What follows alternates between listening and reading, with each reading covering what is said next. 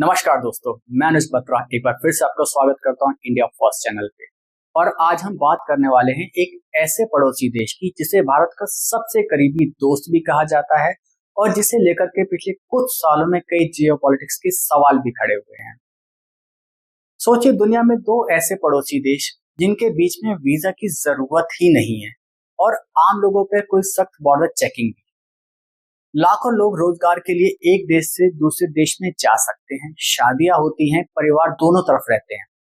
फिर भी हर कुछ सालों में दोनों देशों के बीच में टेंशन की खबरें आ जाती हैं। हाँ जी, आज हम बात कर रहे हैं इंडिया और नेपाल की। तो सवाल ये है, क्या नेपाल आज भी भारत का सबसे करीबी दोस्त है या फिर धीरे धीरे वो चाइना के कैंप की तरफ बढ़ रहा है? और सबसे इम्पोर्टेंट, एक भारतीय को इससे क्या फर्क पड़ता है? इंडिया और नेपाल का रिश्ता किसी नॉर्मल डिप्लोमेटिक रिलेशनशिप जैसा नहीं है। दोनों देशों के बीच में लगभग 1850 किलोमीटर का बॉर्डर लगता है। नेपाल के लाखों नागरिक इंडिया में काम करते हैं और हजारों भारतीय नेपाल में बिजनेस करते हैं। दोनों देशों के लोग कह सकते हो कि बिना वीजा के एक दूसरे के देश में आ जा सकते हैं। इसीलिए अक्सर ये कहा जाता है कि इंडिया नेपाल का रिलेशनशिप सिर्फ गवर्नमेंट टू गवर्नमेंट नहीं, बल्कि पीपल टू पीपल रिलेशनशिप है। अगर आप उत्तर प्रदेश, बिहार, उत्तराखंड और सिक्किम के बॉर्डर रीजन में जाएंगे तो आपको कभी लगेगा ही नहीं कि आप किसी इंटरनेशनल बॉर्डर के पास में खड़े हैं।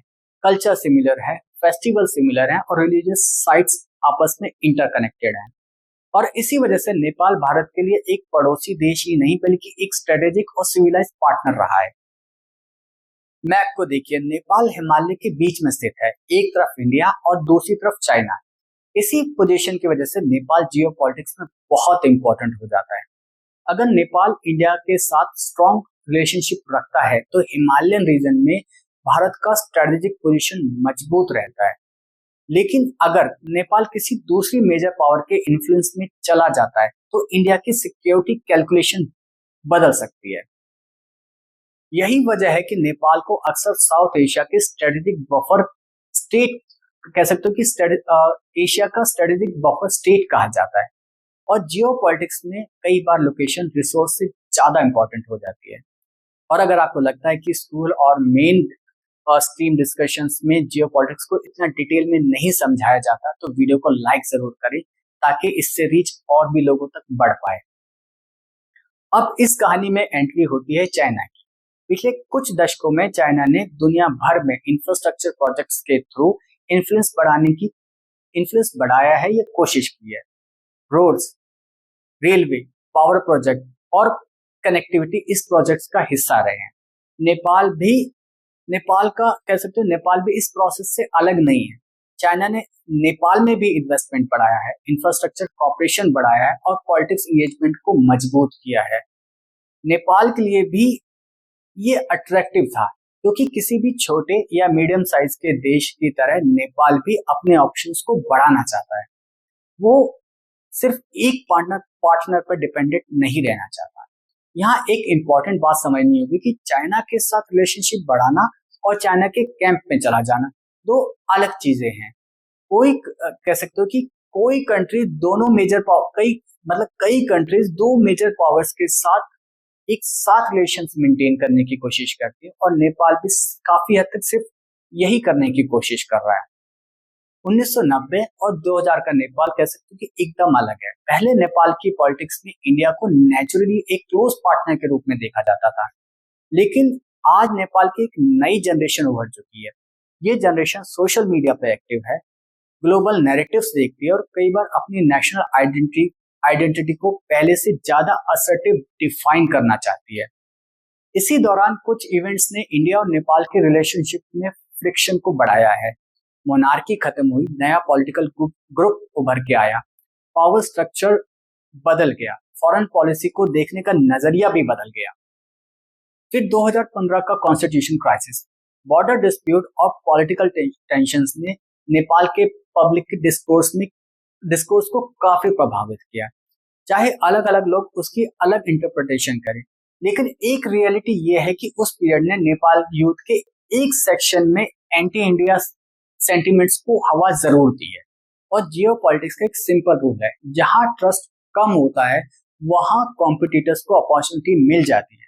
और इस स्पेस में चाइना ने अपनी प्रेजेंस को बढ़ाया है। यहाँ एक अनकंफर्टेबल रियलिटी भी है कि इंडिया के कई पॉलिसी मेकर्स को कई सालों तक, या कह सकते हो कई सालों तक, उन्होंने अज्यूम किया है कि हिस्टोरिकल टाइज रिलेशनशिप को हमेशा स्ट्रांग रखेंगे, लेकिन नई जनरेशन हिस्टोरिकल मेमोरीज को कम और करंट अपॉर्चुनिटीज से ज्यादा इन्फ्लुएंस होती है। इसलिए इंडिया को नेपाल के साथ सिर्फ हिस्ट्री पर ही नहीं बल्कि trade, job, infrastructure, education, youth engagement पे भी फोकस करना पड़ रहा है। पिछले कुछ सालों में काठमांडू और नई दिल्ली के बीच में प्रोटोकॉल और डिप्लोमेटिक सिग्नल्स को लेकर भी डिस्कशंस देखने को मिले हैं। कुछ ओकेजन्स पर मीटिंग और एंगेजमेंट को लेकर के ऐसे सिग्नल्स गए जिन्हें भारत में रिलेशनशिप के चेंजिंग बॉम्ब के रूप में देखा गया। शायद ये इवेंट अपने आप में बहुत बड़े स्ट्रेटेजिक डिसीजन ना हो, लेकिन जियोपॉलिटिक्स में सिंबल भी काफी मायने रखते हैं। इसी दौरान नेपाल ने चाइना के साथ हाई लेवल एंगेजमेंट और इकोनॉमिक कोऑपरेशन को भी बढ़ाया है। इसलिए सवाल ये नहीं कि नेपाल इंडिया को छोड़ रहा है या नहीं, असली सवाल ये है कि नेपाल अपने स्ट्रेटेजिक ऑप्शंस को कितना डाइवर्सिफाई करना चाहता है। जियोपॉलिटिक्स में कई बार डॉक्यूमेंट से ज्यादा सिग्नल्स मायने रखते हैं, और काठमांडू पिछले कुछ सालों में नई दिल्ली और बीजिंग दोनों को अलग अलग सिग्नल भेजता रहा है। अब आते हैं सबसे कंट्रोवर्शियल इशू पे, काला पानी, लिपुलेख लेक और लिम्पिया धारा।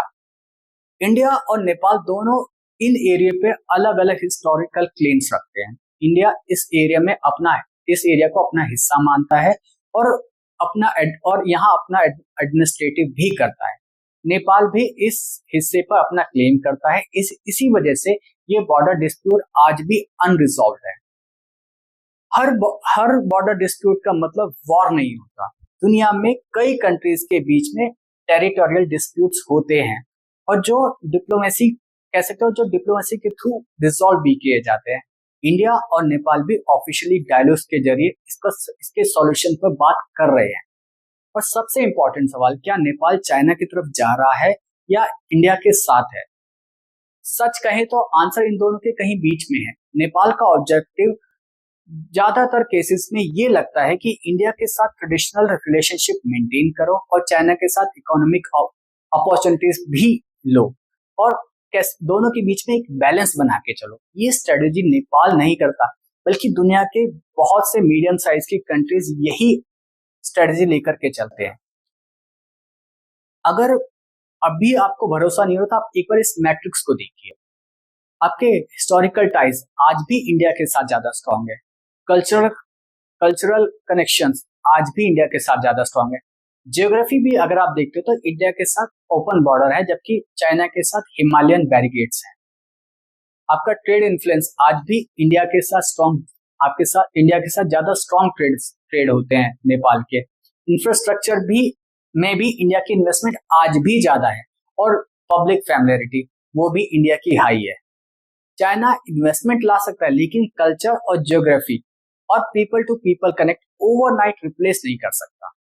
और शायद इसी वजह से नेपाल की फॉरेन पॉलिसी काफी केयरफुली बैलेंस नजर आती है। कह सकते हैं कि नेपाल की फॉरेन पॉलिसी को देखकर एक बात समझ में आती है कि काठमांडू को शायद ये बात अच्छे से पता है कि जब आपके दो पड़ोसी दुनिया के सबसे बड़ी पावर है या पावर में शामिल है, तो न्यूट्रल रहना भी एक फुल टाइम जॉब हो सकती है। अगर मैं इसे फाइनली कंक्लूड करूं तो क्या नेपाल भारत का दोस्त है? हाँ, बिल्कुल भारत का दोस्त है। क्या चाइना नेपाल में अपना इन्फ्लुएंस बढ़ा रहा है? हाँ, बिल्कुल ये सच है, वो अपना इन्फ्लुएंस बढ़ा रहा है।